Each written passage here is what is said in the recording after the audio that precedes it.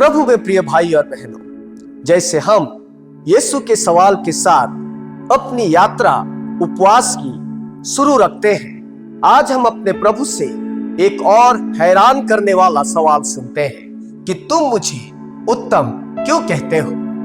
एक आदमी यीशु के पास दौड़ता हुआ आया, उसके सामने घुटने टेकता है और उसे उत्तम गुरु कहता है।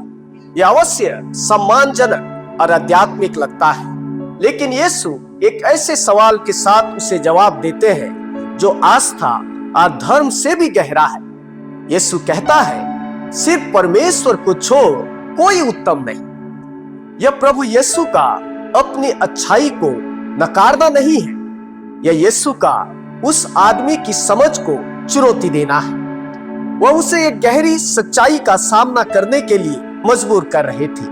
क्या तुम सच में जानते हो कि मैं कौन हूं, या तुम सिर्फ अच्छे धार्मिक शब्दों का इस्तेमाल कर रहे हो? उस आदमी ने यीशु को एक उत्तम गुरु के तौर पर देखा, लेकिन यीशु चाहते थे कि वह उसे परमेश्वर के तौर पर देखे। सवाल का सार यह है, अच्छाई कोई इंसानी कामयाबी नहीं है, अच्छाई नैतिकता नहीं है, अच्छाई आज्ञाओं का पालन करना नहीं है, अच्छाई से परमेश्वर की है।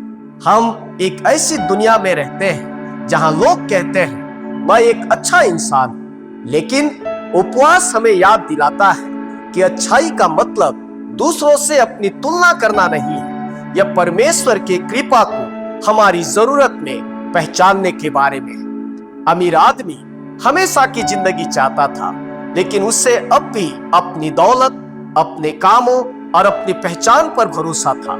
यीशु ने दिखाया कि उनकी अच्छाई बाहरी थी, अंदर की नहीं। यीशु का सवाल आज भी हमारे सामने है, क्या हम उन्हें अपने होठों से अच्छा कहते हैं लेकिन अपनी जिंदगी से बाहर रखते हैं? क्या हम यीशु की तारीफ करते हैं लेकिन पूरी तरह उसके पीछे चलना नहीं चाहते? उपवास हमें तारीफ से अधीनता की ओर बढ़ने के लिए कहता है। यीशु को अच्छा कहने से और उसे परमेश्वर मानने के लिए प्रेरित करता है, क्योंकि जब हम यह पहचानते हैं कि सिर्फ परमेश्वर ही सच में अच्छे और उत्तम है, तभी हम कृपा से उसकी अच्छाई को पा सकते हैं। तो आज यीशु हमसे पूछते हैं, तुम मुझे क्या कहते हो? हमारे शब्दों को ठुकराने के लिए नहीं, बल्कि हमारे विश्वास को और गहरा करने के लिए। प्रभु आपको आशीष दे। उपवास का इस समय आपके लिए आशीषमय। आमीन।